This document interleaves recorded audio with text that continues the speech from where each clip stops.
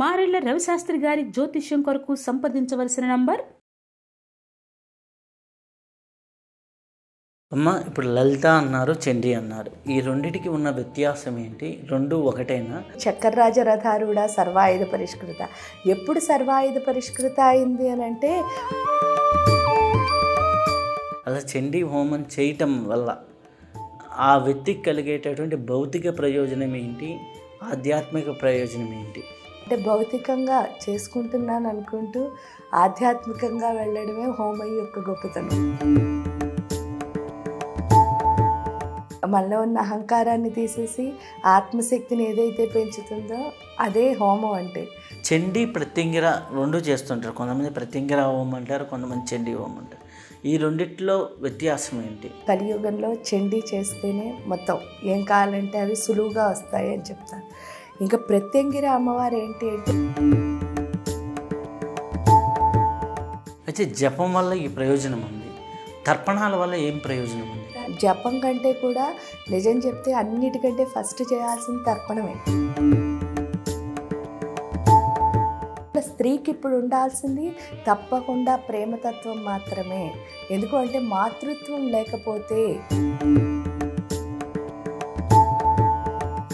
స్త్రీకి అమ్మకి తేడా ఏంటండి అని అడిగినప్పుడు, స్త్రీ అంటే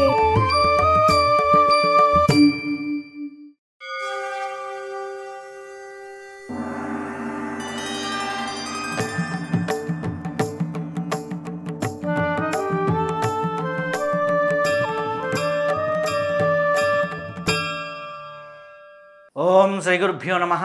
నిరవి టీవీ ప్రేక్షకులందరికీ నమస్కారం. మనం ఎందరో మహానుభావులతో సజ్జన సాంగత్యం చేస్తూ ఉన్నాం. ఈరోజు మన అదృష్టం మణిప్రసన్న గారు. వారి యొక్క ఆధ్యాత్మిక నామం వచ్చేసి వేణుశ్యామ గారు. వారు కామాఖ్య అమృత మిషన్ని స్థాపించి ఎంతోమందికి శ్రీ విద్యా సాంప్రదాయాన్ని నేర్పుతూ ఉన్నారు. ఈరోజు వారితో సజ్జన సాంగత్యం చేసే భాగ్యం కలిగింది. నమస్తే అమ్మ. మనకి లలితా సహస్రనామం ఉంది, దాంట్లో అమ్మ యొక్క తత్వాన్ని చెప్తారు. ఓకే, లలిత చేస్తే వాళ్ళలో లాలిన్యం పెరుగుతుంది అంటారు. మామూలుగా ఇప్పుడు స్త్రీలను చూసిన అమ్మాయిగా ఉంటారు, పెళ్ళి చేసుకుంటారు, తల్లి అవుతారు. ఈ యొక్క లాలిన్య తత్వం లేకుండా చాలామంది తల్లులు ఉంటున్నారు, కఠోరంగా కూడా ఉంటున్నారు, కొంతమంది ఉద్యమకారులు ఉంటున్నారు. అంటే అవి తప్పని కాదు, ఒక్కొక్కరు ఒక్కొక్క ఇదిలో ఉంటారు. నిజంగా ప్రేమతత్వాన్ని చూపించగలిగితే ఎవరికైనా ఆటోమేటిక్గా వాళ్ళ చుట్టూ ఉన్న పరిసరాలన్నీ మారుతాయి. అయితే అది లాలిన్య తత్వం అనేది ఎప్పుడు వస్తుంది?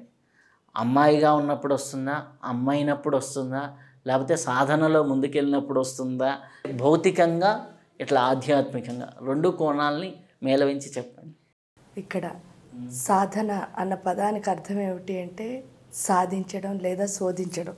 ఒక రకంగా ఆలోచించినప్పుడు, రెండో రకంగా ఆలోచించినప్పుడు సాధన అంటే ఏంటంటే ఎప్పుడు ఒకే ఒక దాని మీద మనం పనిచేస్తూ ఉండడం. అది ఏదైనా కానివ్వండి, అంటే ఇంట్లో వంట పని చేయొచ్చు, లేదా ఆఫీస్కి వెళ్ళి వర్క్ చేయొచ్చు, లేదా రెండూ చేయొచ్చు.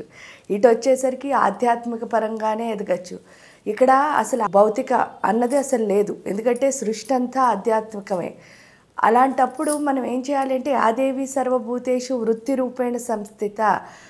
వచ్చిన ట్రబుల్ ఏంటి అంటే మనం చేస్తున్న పని మనం భక్తిగా చేయటం లేదు ఫస్ట్ ఎవరు కూడా. అంటే అది ఒక పనిలా చేస్తున్నాం, అది పనిలా చేసినంత వరకు కూడా ఈ లాలిన్యం అన్నది రాదు.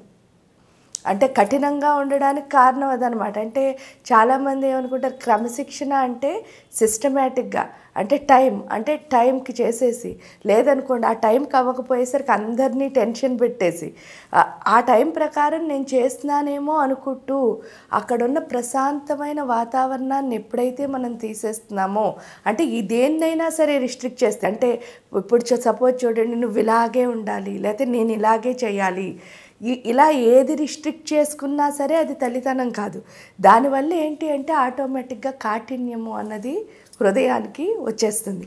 అంటే స్వేచ్ఛను హరించడం. ఎందుకు అంటే హృదయానికి కావాల్సింది చాలా ఎక్కువ స్వేచ్ఛే.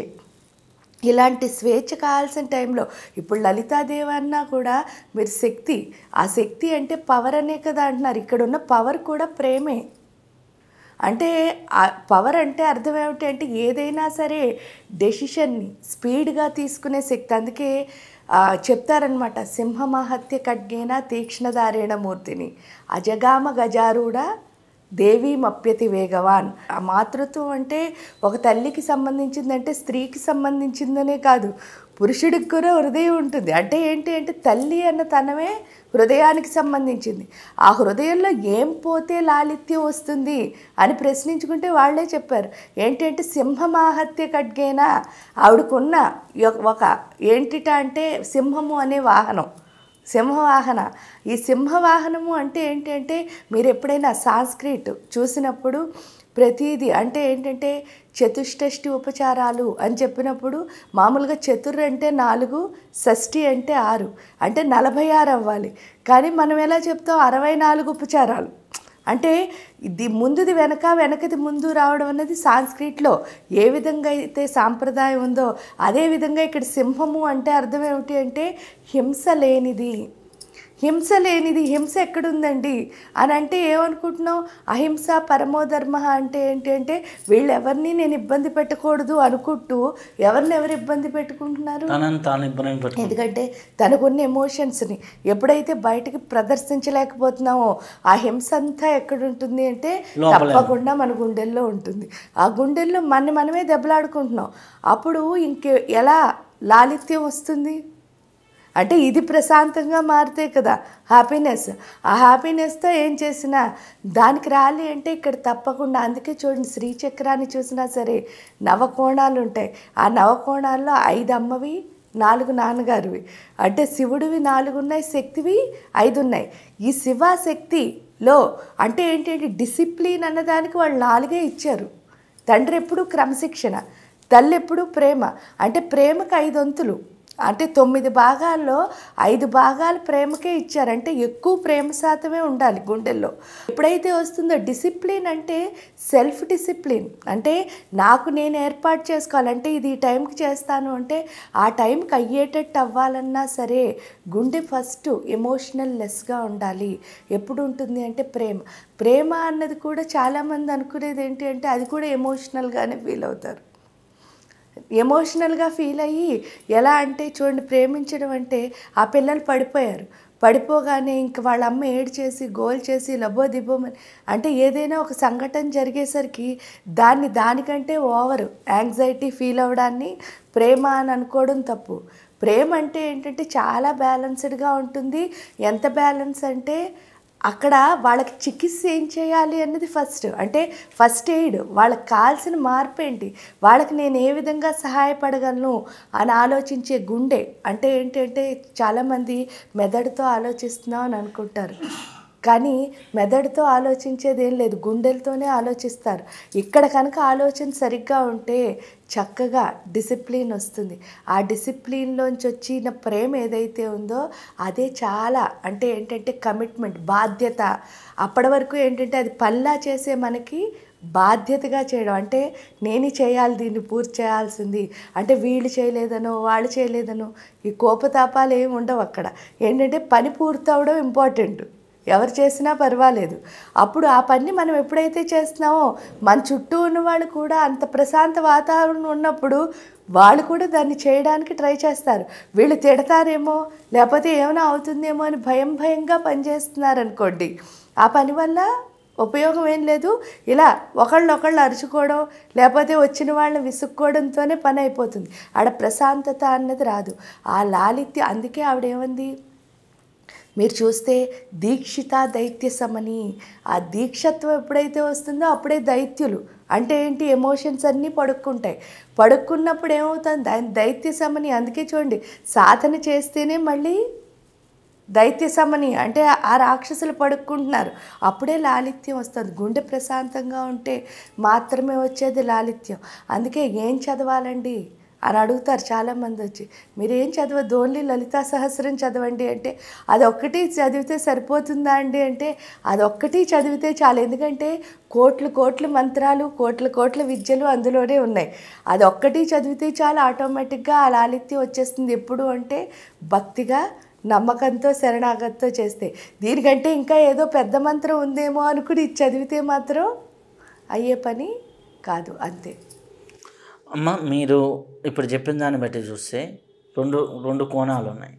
ఒకటి, ఒక కంపెనీలో ఒక బాస్గా ఉన్నాడు, లేకపోతే ఒక పనికి హెడ్గానో మేనేజర్గా ఉన్నాడు. ఆయన తిడితే ఆ వాతావరణం మొత్తంలో ఉన్న లాలిన్యము ప్రేరణ పోతుంది. ఆయన దాచుకున్న ఆయన హృదయంలో పోతుంది. దాచుకున్న అంటే ఎవరెవరో తప్పులు చేస్తున్నారు, ఆయన రివర్స్లో దాచుకున్నాడు. అది తిట్టకుండా బరాయించుకుంటూ వచ్చాడు. లోపల పెయిన్ ఉంటుంది, అంటే లోపల ఆ బాధ ఉంటుంది. లోపల దాచుకున్న లాలిన్యం పోతుంది, బయటికి ఎక్స్ప్రెస్ చేసిన లాలిన్యం పోతుంది. ఈ రెండు సందర్భాల్లో ఎలా ఖండించి పని చేయించాలి, లేకపోతే లోపల దాచుకోకుండా దాన్ని ఎలా బ్యాలెన్స్ చేసుకోవాలి? ఇక్కడ ఏంటి అంటే రియల్గా చెప్తే దాన్ని పనిలా చేస్తేనే ఏమవుతుంది అంటే వాళ్ళపైన కోపం వస్తుందండి. అది నా బాధ్యత, నా భక్తి భావంతో కనుక, అంటే ఇష్టంగా కనుక చేసామనుకోండి, వాళ్ళు ఎవరో చేయలేదనిపించదు. మనం సాఫ్ట్గా చేసుకుంటూ వెళ్ళిపోతాం. అప్పుడు వాళ్ళ మీద మనకు కోపం రానప్పుడు ఇంక దాచుకోవాల్సిన పని లేదు. పని అయ్యిందా అవలేదా ఇదే మనకు కావాల్సింది. అప్పుడు లాస్ట్ రిజల్ట్ ఎప్పుడైతే మనకు వచ్చేసిందో అప్పుడు ఆ లాస్ట్ రిజల్ట్ ఎప్పుడు మీరు భక్తిగా చేసినప్పుడు అది సక్సెసే, విజయాన్నే సాధిస్తారు. మన ప్రకృతికున్న లక్షణం కూడా విజయం వచ్చిందంటే విజయం తర్వాత విజయం, విజయం తర్వాత విజయం, విజయం అలా వస్తూనే ఉంటుంది. అదే కనుక ఒక ఫెయిల్యూర్ని ఫేస్ చేశారనుకోండి, మీరు చూస్తే చాలా ఫెయిల్యూర్లు వస్తున్నాయి. ఎందుకు అంటే ఈ ఎనర్జీ పనిచేస్తుంది. ఈ ఫెయిల్యూర్ రాగానే మనం డిప్రెషన్లోకి వెళ్ళిపోతాం. వెళ్ళిపోయేసరికి వచ్చి విజయాన్ని మనం ఏమవుతున్నాం, బ్రేక్ చేస్తున్నాం, పోగొట్టుకుంటున్నాం. అంటే ఇక్కడ అర్థం ఏమిటి అంటే మనకు వచ్చిన దానికి కుంగిపోని స్థితి ఎప్పుడు వస్తుంది అంటే ఆ వర్క్లో నాకు ఫుల్ సాటిస్ఫాక్షన్, అంటే తృప్తి ఉన్నప్పుడు. ఆ తృప్తి తేవాలి అంటే మీరు నాకు తేలేరు, నేను చేసే నాకు తెచ్చుకోగలను. అది ఖచ్చితంగా నిజం. అది తెలియక ఏమనుకుంటాం అంటే టీం వర్క్ అంటే టీంలో ఉన్న అందరూ పనిచేస్తేనే పని అవుతుంది అనుకుంటారు. కానీ టీం వర్క్ అంటే ఏంటంటే టీంలో ఉన్న అందరూ చేస్తే అవదు. ఎవరు మొదలెట్టారో వాళ్ళు కంప్లీట్ చేయాలనుకుంటే అవుతుంది. అప్పుడు వాళ్ళు అనుకున్నప్పుడు చుట్టూ ఉన్నవాళ్ళు ఏంటంటే ఒకళ్ళు చాలా స్పీడ్గా పని చేయొచ్చు, ఒకళ్ళు స్లోగా పని చేయొచ్చు, ఒకళ్ళు అంటే అటు ఇటు కాకుండా యావరేజ్గా పనిచేయచ్చు. కానీ ఎవరో ఒకరు బాధ్యత తీసుకుని కనుక చేస్తే వీళ్ళందరి పని సమతుల్యం అయిపోతుంది. అందుకే ఇక దేవి మప్యతి వేగవాన్ అంటే ఏంటంటే ఒకే చోట రెండు ఒప్పేసుకున్నామండి. ఒప్పుకున్నప్పుడు రెండు ఎలా చేయాలి బ్యాలెన్స్గా అని అన్నప్పుడు ఒక్కొక్కసారి ఏంటంటే ఎక్కువ పనులు ఒప్పుకుని ఒకే రోజులో ఒక 7, 8, 9 ఒప్పేసుకున్నాం. బ్యాలెన్స్ చేయాలి అన్నప్పుడు పని చేసేవాడికి మైండ్ పనిచేస్తే చాలు, అంటే ఎంత బాగా చేయొచ్చు అన్నదానికి. అదే కనుక వీడికి మైండ్ పని చేయకుండా వీడు టెన్షన్ అవుతున్నాడు, అప్పుడు ఆ పని అవుతుందా? ఆ టెన్షన్ అయితేనే వీళ్ళందరినీ తిట్టాలనిపిస్తుంది. అదే మైండ్ పని చేస్తే ఏంటి, నలుగురితో 4 పనులు డివైడ్ చేసి ఎంత బాగా చేయొచ్చో అంత బాగా చేస్తారు. ఈ ఎమోషన్స్ ఎప్పుడైతే బ్యాలెన్స్ అవుతాయో దేవి మప్యతి వేగవాన్. ఇక్కడ దేవి మప్యతి వేగవాన్ అంటే అర్థం ఏమిటంటే దేవి యొక్క బ్రెయిన్ చాలా ఫాస్ట్. అంటే ఏంటి అంటే ఆవిడ ఎక్కడే ఉన్నా ఆవిడ బ్రెయిన్ చాలా ఫాస్ట్గా పనిచేస్తుంది. ఆ స్థితి ఎవరైతే మనకిస్తారో దాన్నే ఇక్కడ మనం లలిత అని పిలుస్తున్నాం అన్నమాట. చాలామంది అమ్మాయిలను చూస్తే చాలా ఎమోషనల్ డ్రామాలో పడిపోతున్నారు. భౌతికమైనటువంటి ఎమోషన్స్ ఏంటి అంటే చాలామంది నేను చూశాను, ఒక అమ్మాయి వచ్చింది జ్యోతిష్యానికి నా దగ్గరికి, ఇంతవరకు కట్టేసుకొని వచ్చింది.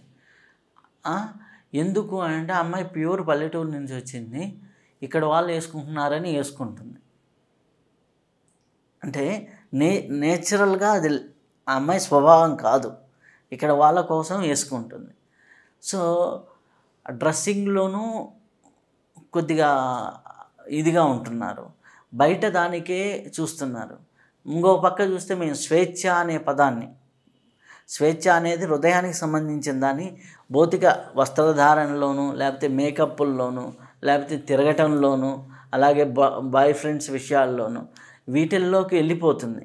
అలాగే అబ్బాయిలు కావచ్చు, అమ్మాయిలు కావచ్చు, బోసే. ఈ స్వేచ్ఛ అనేది మితిమీరిపోతుంది. అలాగే ఎమోషన్స్ బ్యాలెన్స్ అర్థం కావటంలా. దీన్ని ఎలా చెప్పాలంటారు? స్వేచ్ఛ అన్నదానికి అర్థం ఏమిటి అంటే నిజంగా ఎవరి స్వేచ్ఛ ఎవరు హరించలేరు, ఎవరి స్వేచ్ఛ ఎవరు ఇవ్వలేరు. ఎందుకు అంటే నా స్వేచ్ఛ అన్నది నాదే.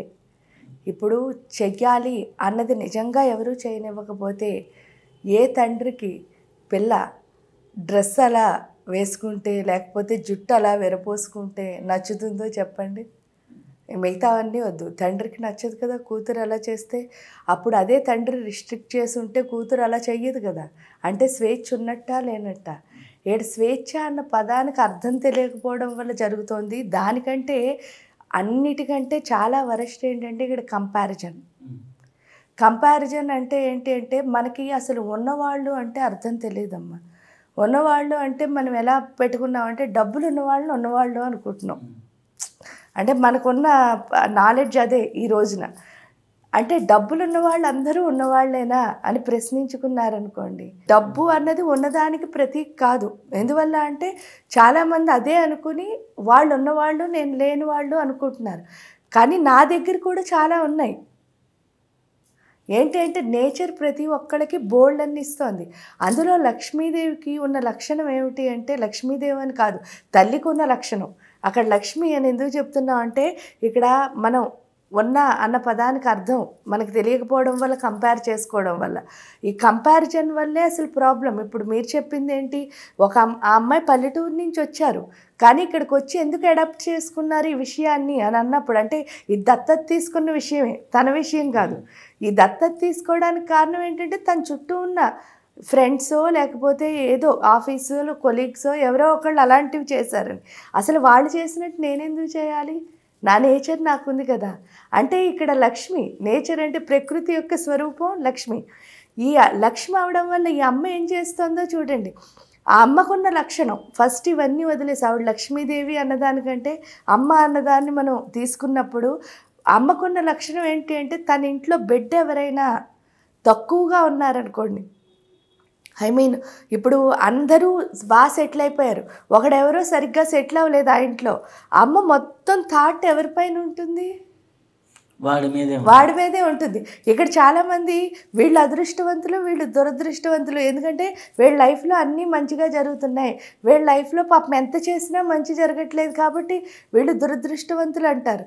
కానీ వాళ్ళే అదృష్టవంతులు ఎందుకు చెప్తారు అని అన్నారనుకోండి, అమ్మవారు లక్ష్మి యొక్క లక్షణం రీసోర్స్ అంటే వనరు ఇవ్వడం.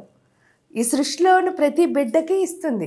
అందులో ఎవరైతే క్యాచ్ చేయలేకపోతున్నారో, అంటే విజయం సాధించే ప్రతి వాడికి రోజు ఒకటో రెండో ఇస్తే కనుక, ఈ దురదృష్టవంతుడు అని అంటున్నారు చూసారా, వాడికి రోజుకు 10 20 ఇస్తుంది. ఎందుకంటే వాడు క్యాచ్ చేయలేకపోతున్నాడు కాబట్టి ఇంకోటి చేస్తాడేమో, అమ్మకున్న లక్షణం అదే కదా, అలా ఇస్తూ పోతుందిట. అంటే వీడికంటే ఎవరు అదృష్టవంతులు నిజంగా చెప్పాలి అంటే వాళ్ళకే. అప్పుడు ఇస్తున్నప్పుడు దాన్ని క్యాచ్ చేయలేకపోవడం తప్పు ఎవరిది? అతనిది. ఎవరైతే తీసుకోలేకపోతున్నారో తీసుకోలేని వాడిదే తప్పు. ఎందుకు అది వస్తుంది అంటే ప్యూర్గా కంపేర్ చేసుకోవడం వల్లే. అంటే దురదృష్టవంతుడి కింద మారడానికి కారణం ఏమిటి అంటే నాకు వచ్చిన రీసోర్స్ ఒక్కదాన్ని నేను వినియోగించుకోకపోవడం వల్ల. ఆ వినియోగించకపోవడానికి కారణం ఏమిటి అంటే కంపారిజన్ ఎందుకు కారణం అండి అంటే, ఆ కంపేర్ చేయడం వల్ల సెల్ఫ్ అంటే నాకున్న శక్తి ఏమిటో నేనేం చేస్తున్నాను అంటే, కంపారిజన్ అనేది ఒక బలహీనత. పక్క వాళ్ళందరితో పోల్చుకోవడం వీక్నెస్ అనమాట. ఆ వీక్నెస్ వదిలేస్తే కదా నా లోపల ఉన్న బలం తెలుస్తుంది. ఈ బలహీనత వల్ల ఏం చేస్తున్నా, ఎప్పుడూ ఏడుస్తూనే ఉంటా. మీరు చూస్తే ఎందుకు ఏడుస్తున్నారండి అంటే వాళ్ళని చూసి వీళ్ళని చూసి ఏడుస్తున్నా. అదే కనుక నాలో ఉన్న స్ట్రెంగ్త్ ఏంటో నేను ఎప్పుడైతే తెలుసుకోగలిగానో, నాలో ఉన్న స్ట్రెంగ్త్ని తెలుసుకోవడాన్ని ఇక్కడ ఏంటి అంటే సెల్ఫ్ రియలైజేషన్ అంటారు. అంటే సెల్ఫ్ రియలైజేషన్ అంటే ఏంటంటే వీళ్ళందరినీ చూడడం మానేసి నన్ను నేను చూసుకోవడం. ఈ చూసుకోవడం ద్వారా ఏమొస్తుంది అంటే హ్యాపీనెస్ వస్తుంది. ఆ హ్యాపీనెస్తో ఏంటి అంటే నాకు వచ్చిన ప్రతిదాన్ని నేను వాడుకోగలుగుతాను. అది పార్వతీదేవి యొక్క లక్షణం. అంటే నాకు వచ్చిన వనరుని వాడుకోగలిగే స్థితి ఏదైతే ఉందో అది పార్వతి యొక్క లక్షణం. రీంకారతత్వం అంటే ఏంటంటే ఇది వచ్చింది, ఇది నాదే అని తెలుసుకునే లక్షణం పార్వతి. నాదే అని తెలుసుకున్న తర్వాత మళ్ళీ దాన్ని నేనేం చేయాలి, లైఫ్లో ఇంప్లిమెంట్ చేయాలి ఆ ప్రాజెక్ట్ని. ఆ ఇంప్లిమెంట్ చేసే శక్తి సరస్వతి. సరస్వతిని దూరం చేసుకోవడానికి కారణం ఏంటి అంటే, ఇక్కడ కంపారిజన్ అయితే ఇక్కడున్న దూరం ఏమిటిట అంటే మైండ్. ఏంటి అంటే వచ్చిన దానికి ప్రతిదానికి మనం ఎనాలిసిస్ చేస్తాం. ఏమనుకుంటాం, ఇది ఇలాగే ఎందుకు చేయాలి, ఇలా చేస్తే అవుతుంది. అలా కాదు, నాకు వచ్చిన ప్రాజెక్ట్ని ఇమీడియట్గా నాకు ఏమనిపిస్తే అది చేసుకుంటూ వెళ్ళిపోవాలి. అందుకే ఏమంటారంటే ఒక్క నిమిషంలో కూడా వేస్ట్ చేయకూడదు. ఆలస్యం అమృతం విషం. ఆలస్యం అమృతం విషం అంటే ఏంటి అంటే, అయ్యో వెంటనే మళ్ళీ నిదానమే ప్రధానం అని చెప్పారని సామెత చెప్పదు. నిదానమే ప్రధానం అంటే ఏంటంటే నువ్వు చేసేటప్పుడు బ్యాలెన్స్గా చెయ్యని, అంతేకాని ఒకసారి ఆగి ఆలోచించుకుని చెయ్యదు. ఆలోచించుకుంటే కన్ఫ్యూజన్ వచ్చేస్తుంది. ఇమీడియట్ యాక్షన్ ఎప్పుడైతే ఉంటుందో ఆ యాక్షన్ వల్ల, అందులో ఏంటంటే లక్ష్మీ పార్వతి సరిగ్గా పనిచేసినప్పుడు ఇమీడియట్ యాక్షన్ కూడా సరిగ్గానే, బుర్ర కూడా సరిగ్గానే పనిచేస్తుంది. ఎందుకంటే పార్వతీ అమ్మవారు ఎప్పుడైతే హ్యాపీనెస్ని ఇచ్చిందో ఆ హ్యాపీనెస్తో వచ్చిన బుర్ర ఎప్పుడూ సరిగ్గానే ఉంటుంది. అది మనకు అర్థం అవ్వాలి. అంటే స్వేచ్ఛ అన్నది ఈ మూడింటిని మనం యూజ్ అంటే ఫస్ట్ లక్ష్మిని యూజ్ చేసుకోగానే స్వేచ్ఛ వచ్చేస్తుంది. లక్ష్మికి వచ్చే స్వేచ్ఛ ఎవరిది లేదు. ఎందుకంటే ఆవిడ ఎప్పుడు ఏం చేస్తూ ఉంటుంది, ఒక చోట నుంచి ఒక చోటకి చక్కగా స్వేచ్ఛగా మూవ్ అయిపోతూ ఉంటుంది. అందులో ఈరోజు స్వేచ్ఛ లేని వాళ్ళు అసలు ఎవరూ లేరు. ఎందుకంటే నీది నీది, నాది నాది అని అహంకారంతో చేస్తున్నాం. కానీ అదే కాకుండా ప్రేమగా చేసుకుని ఉంటే మన ఇద్దరం ఒకటే, ఎంతో హ్యాపీగా అయిపోతుంది. అందులో ఇద్దరి బలం కలుస్తుంది కదా. నాది నీది అనుకోవడం వల్లే అసలు స్వేచ్ఛ లేదేమో అనిపిస్తోంది. దానికి తోడు ఇక్కడ చాలామందికి ఉన్న ఒక ఏంటి అంటే, నేను ఒక్కదాన్నే సాక్రిఫైస్ చేస్తున్నాను, మిగతా అందరూ ఏంటి అంటే వాళ్ళ పనులు వాళ్ళు చేసుకుంటున్నారు అనుకుంటూ, అసలు సాక్రిఫైస్ చేయింది ఎవరు అంటే ఎక్కువ ఎవరు సాక్రిఫైస్ చేస్తున్నాం అనుకుంటున్నారో వాళ్ళు.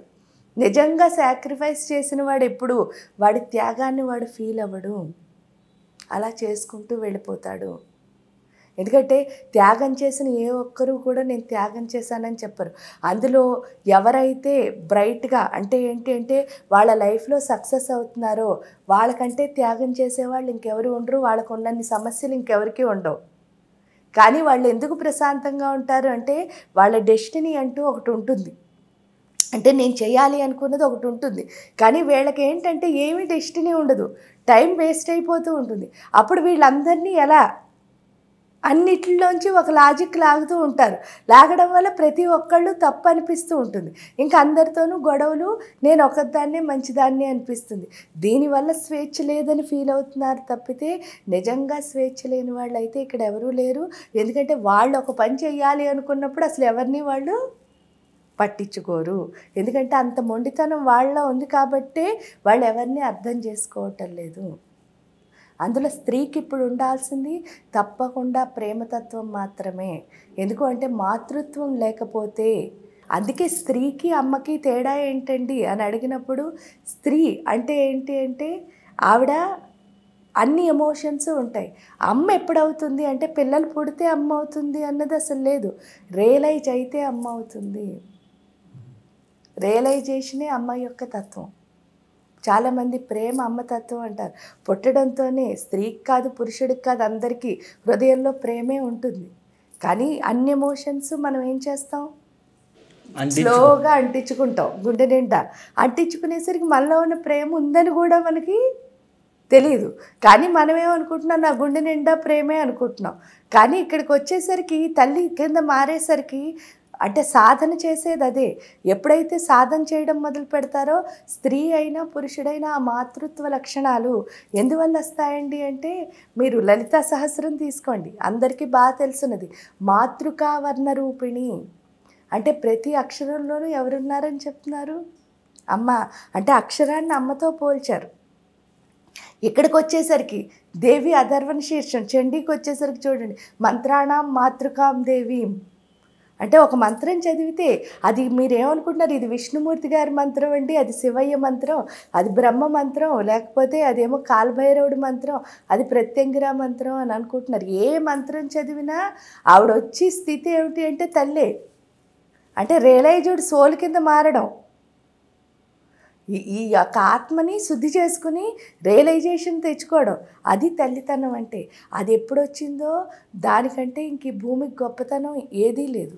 ఎందువల్ల అంటే మీరు ఎక్కడైనా చూడండి, మిగతా అన్ని దేశాలతో పోలిస్తే ఈ దేశం గురువు అవడానికి కారణమే ఇక్కడ ఎక్కువ రియలైజ్డ్ సోల్స్ ఉండడం. అమ్మ, ఇప్పుడు లలిత అన్నారు, చండీ అన్నారు, ఈ రెండిటికి ఉన్న వ్యత్యాసం ఏంటి? రెండు ఒకటేనా? దాంట్లో ఉన్న తత్వం ఏంటి, దీంట్లో ఉన్న తత్వం? రెండు ఒకటే, లలిత అన్న చండీ అన్న. ఎందుకంటే మీరు 8వ అధ్యాయానికి వచ్చేసరికి 8వ అధ్యాయం మొత్తం లలితోపాఖ్యానమే. అంటే అసలు మొదలవడమే లలితలా మొదలవుతుంది. ఎలా అంటే ఇక్కడ లలితా శాస్త్రంలో చెప్పారు చూడండి, చక్కర్రాజ రథారూఢ సర్వాయుధ పరిష్కృత. ఎప్పుడు సర్వాయుధ పరిష్కృత అయింది అని అంటే ఆ యుద్ధం చేయడానికి ఆవిడ ఫస్ట్ ఈవిడ కూర్చుని ఉంటారు చండీ మాత కింద. కూర్చుని ఏం చేస్తుంది, తపస్సు చేస్తూ ఉంటుంది.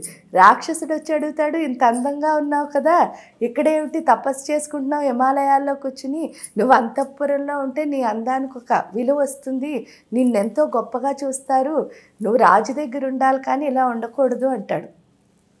అనగానే అమ్మ ఏమంటుంది, వస్తాను తప్పకుండా, నేను ఇంత అందంగా ఉంటానని ఇప్పటివరకు నాకు తెలియలేదు, నువ్వు చెప్పాకే తెలిసింది నాయన, తప్పకుండా. కానీ నేను ఇంత అందగత్తనని నువ్వు చెప్పాక నాకు ఒకటి అనిపించింది, అదేమిటి అంటే నేను ఇంత అందంగా ఉండి నేను రాజు దగ్గరికి వస్తే ఏం బాగుంటుంది, నా విలువ ఇంకా పెరగాలి అంటే వాడొచ్చి నన్ను తీసుకెళ్ళాలి కదా అంటుంది.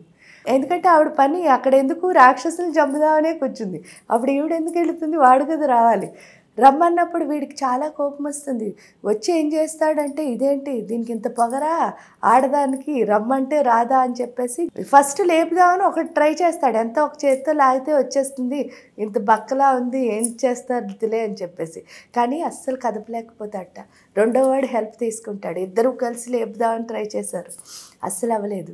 అవ్వకపోయేసరికి ఇదేదో కొంచెం డిఫరెంట్గా ఉందని చెప్పి మొత్తం సైన్యాన్ని అందరినీ తీసుకొచ్చేసరికి ఈవిడ శ్రీచక్రాన్ని రథం కింద చేసుకుని 18 భుజాలతో చక్కగా నగలు అలంకారం అంతవరకు నారచీర కట్టుకుని ఉన్నావిడ ఇంకోలా కనిపిస్తుంది. కనిపించి వీడు అందుకే ఒక్క ఆడది అని అన్నందుకే లలితోపాఖ్యానంలో ఏం చేస్తుంది, కుమార అని పిలిస్తే కౌమారి అవుతాడట, విష్ణు అని పిలిస్తే వైష్ణవి అయ్యిందిట, మహేశ్వర అని పిలిస్తే మహేశ్వర అయిందిట.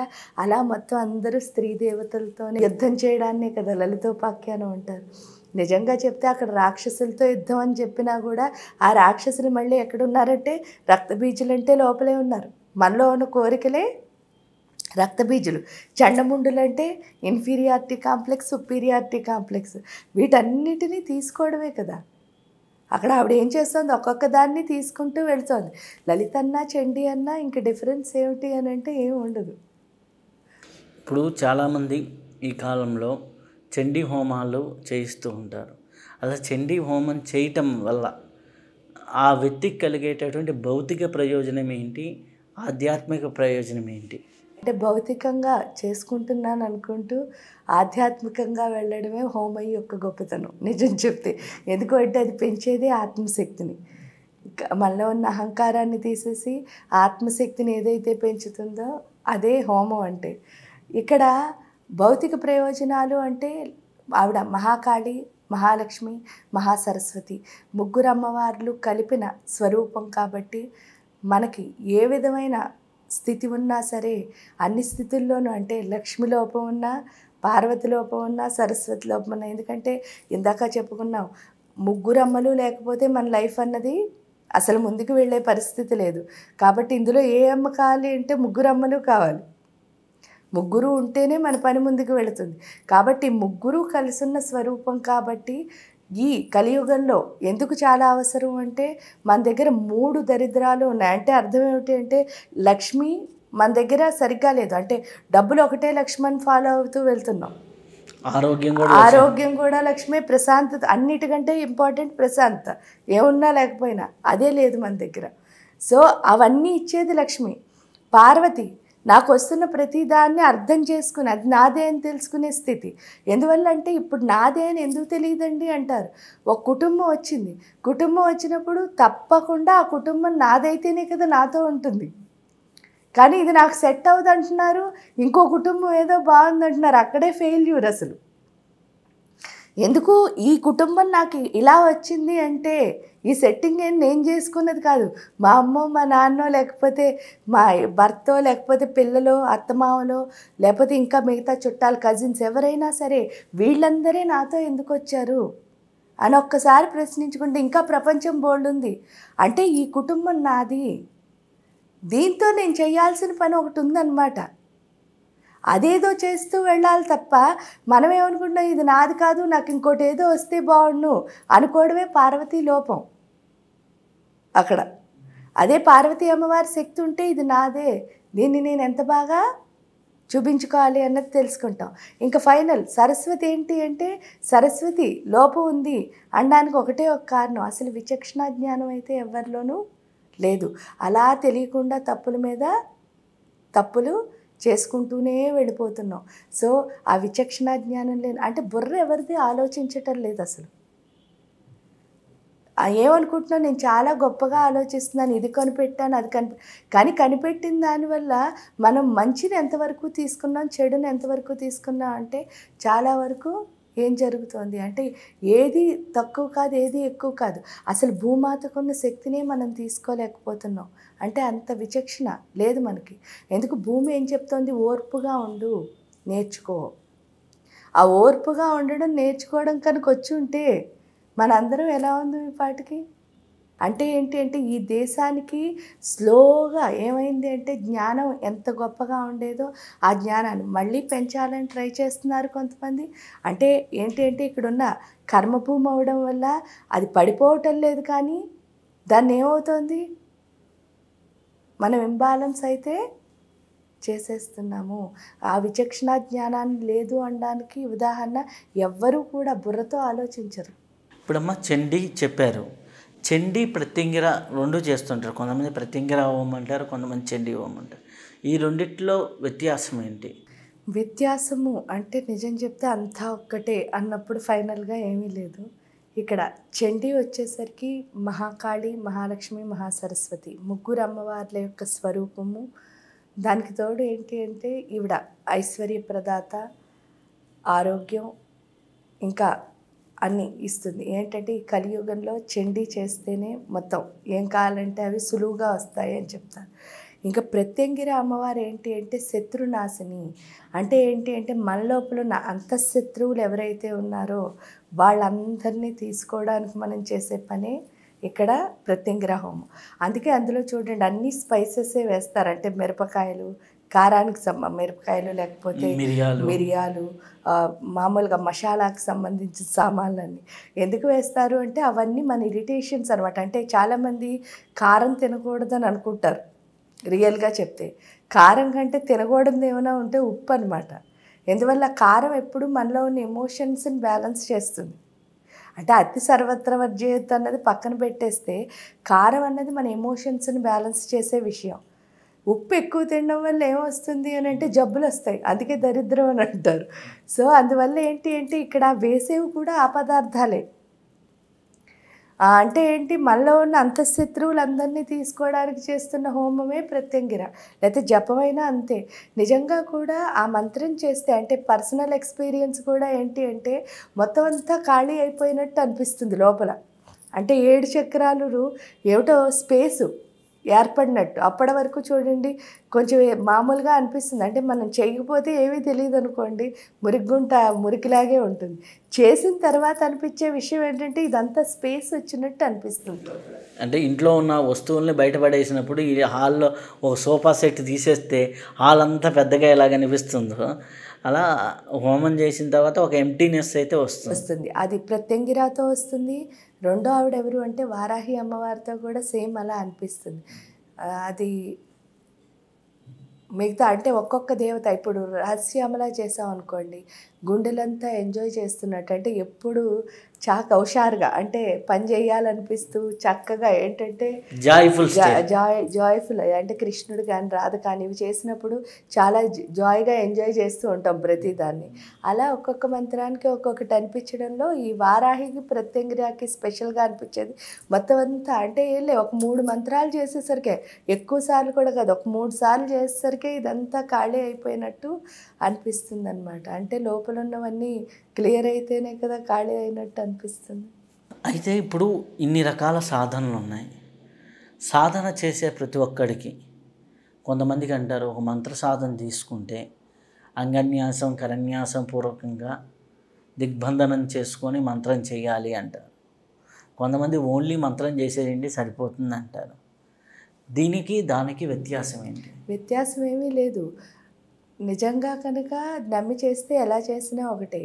వాళ్ళు దిగ్బంధనం చేసుకోండి అంగన్యాస కరన్యాసాలు అంటే ఏంటి అంటే, ఇప్పుడు నా మీద నాకు కంట్రోల్ లేదంటే సపోజు నేను మంత్రం చేద్దాం అనుకున్నాను, మీరు వచ్చారు ఫ్రెండ్లీగా, నేను మాట్లాడడం మొదలుపెట్టి మంత్రాన్ని ఆపేసి స్థితి ఏదైతే ఉందో అది జరగకుండా ఉండడానికి ఈ పని అంతా చేసుకుంటున్నాం. అంటే ఆ ఎమోషన్కి వెళ్ళకుండా ఇప్పుడు మీతో కొంతసేపు మాట్లాడి మళ్ళీ నా మంత్రం చేసుకుని స్థితి ఉండడం ఒక పద్ధతి.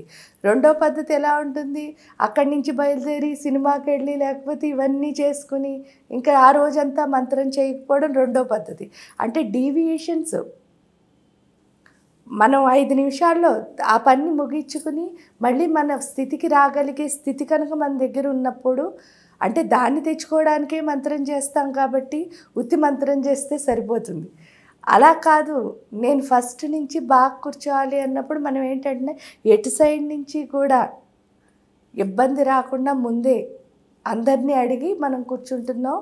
ఇక్కడ అంగన్యాస కరన్యాసాలతో చేయడం అంటే ఏదైనా ఒకటే, అంటే నా మీద నాకు నమ్మకం ఉంది అని కూర్చునే పద్ధతి ఒకటి, ఇదొకటి. ఇంకో రెండోది నేనేమంటానంటే, ఇప్పుడు పిల్లలకి పరీక్షలు ఉన్నాయి. చాలామంది తల్లిదండ్రి ఏం చేస్తారంటే టీవీ, నెట్టు లేదనుకోండి టాటా స్కైలు ఇవన్నీ ఉన్నాయి కదా, కేబుల్, ఇవన్నీ కట్ చేసేసి వాళ్ళని చదివించడం ఒక పద్ధతి.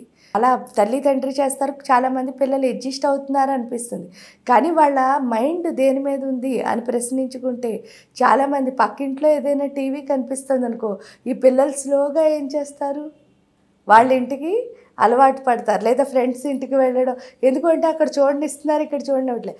అదే కనుక మన ఇంట్లో అన్నీ ఉండగా వాళ్ళకి చదవడం నేర్పామనుకోండి, వాళ్ళు ఎప్పుడూ దేనికి అట్రాక్ట్ అవ్వరు.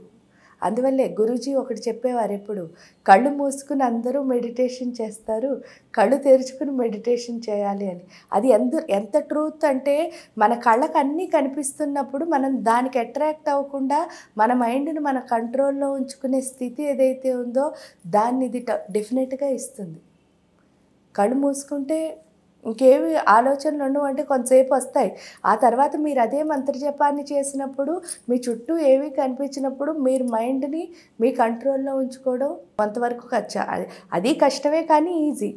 కానీ కళ్ళుతో చూస్తూ దీన్ని తెచ్చుకోవడం అయితే మాత్రం అసలు ఈజీ కాదు. ఎందుకంటే బోల్డ్ అని కనిపిస్తాయి మనకి డీవియేషన్స్, అన్నిటికీ వెళ్ళచ్చు.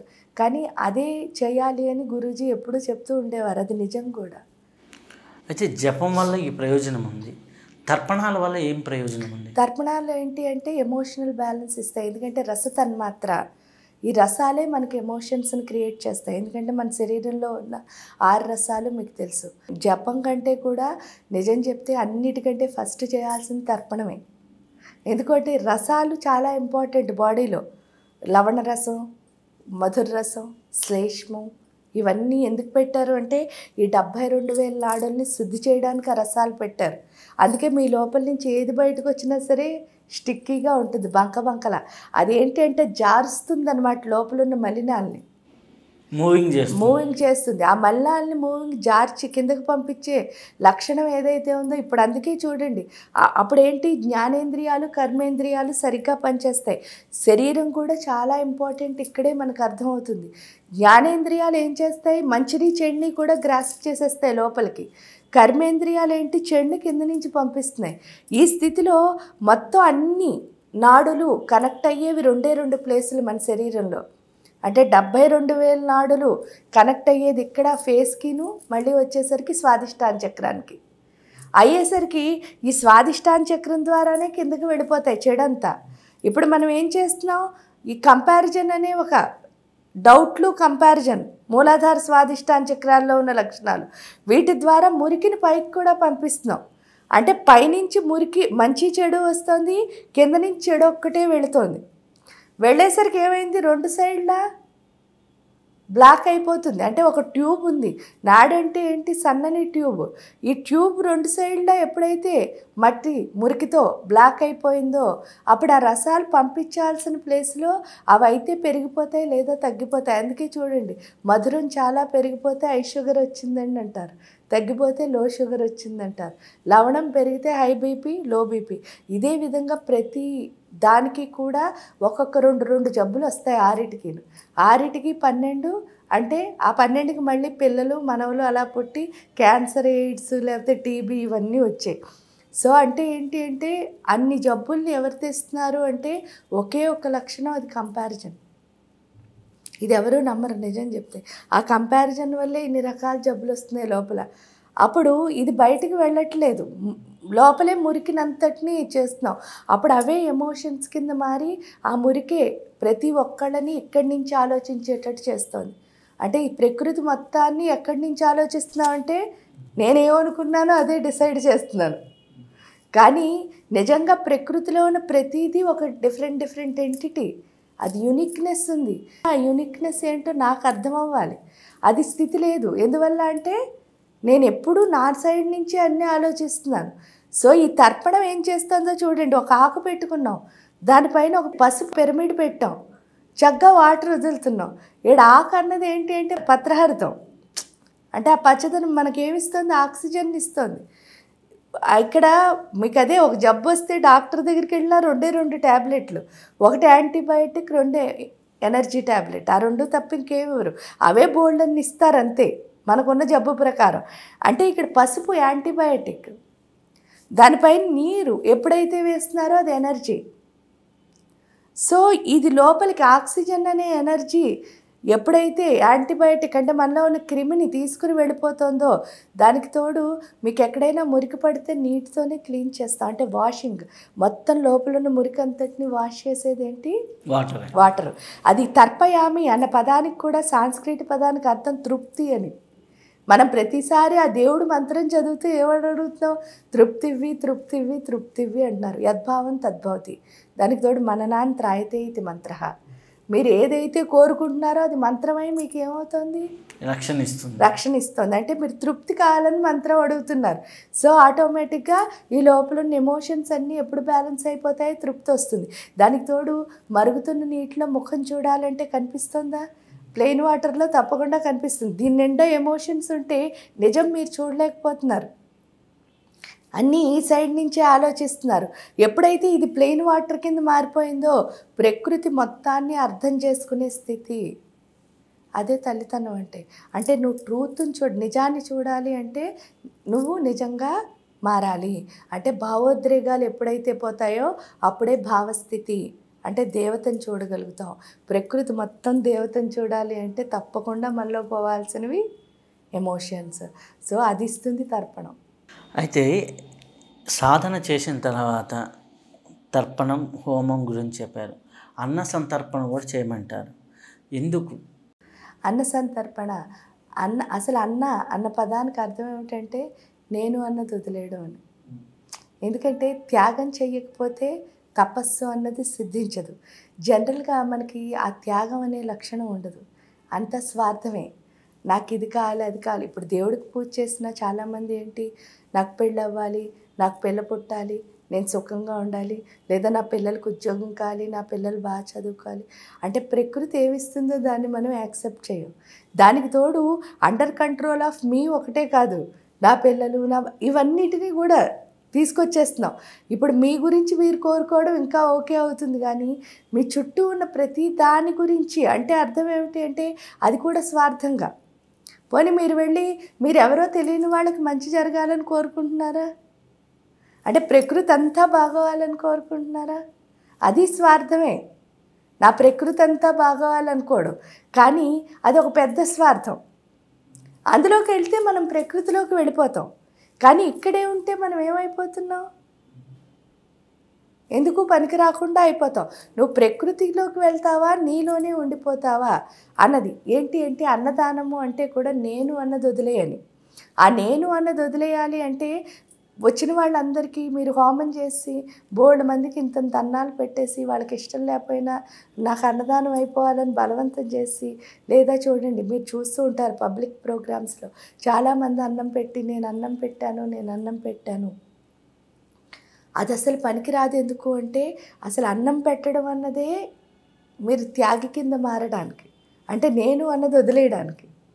దానికి తోడు అసలు అన్నం అంటే కూడా చాలామంది అనుకునేది బియ్యం లేకపోతే రొట్లు ఈ పెట్టే అన్నం కాదు. ఎదురుగుండా వచ్చిన వాళ్ళకి స్వార్థం లేకుండా వాళ్ళకి ఏది అవసరమో అంటే వాళ్ళ నీడని చూసి మీరు ఇవ్వగలుగుతారు చూసారా, అది అన్నదానం అంటే. వాళ్ళని సంతృప్తి కల్పించి పోవడం, అది మాట సహాయమా లేకపోతే ఇంకోట అనేది కూడా కాదు. ఎందుకు అంటే ఇప్పుడు కొంతమందికి చాలా బాధగా వచ్చినప్పుడు మీ మాటలే ఉపశమనం అవ్వచ్చు, కొంతమందికి ఆకలేస్తే అన్నం ఉపశమనం అవ్వచ్చు, ఇంకొకరికి తలనొప్పి వస్తే అమృతాంజనం ఉపశమనం. కానీ ఆ టైంలో మీరు చేసిన ఇంత చిన్న పని అయినా సరే వాళ్ళకి చాలా గొప్పగా అనిపిస్తుంది. ఆ స్థితి ఏదైతే ఉందో అప్పుడే వాళ్ళకి పూర్తిగా హృదయంలో ఆనందం వస్తుంది.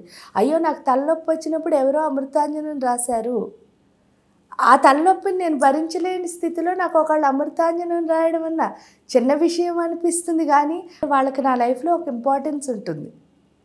ఆ స్థితి ఏదైతే ఉందో దాన్ని అన్నదానం అంటారు, అంతేకాని అన్నం పెట్టడాన్ని మాత్రమే అన్నదానం అంటారు. అది కూడా ఒకటి ఉంది, బట్ అన్నం పెట్టడం ఒకటే కాదు, నిస్వార్థంగా అవతల వాళ్ళకి ఏది అవసరమో ఆ టైంకి మనం ఇవ్వగలిగిన దాన్ని అన్నదానం అంటారు.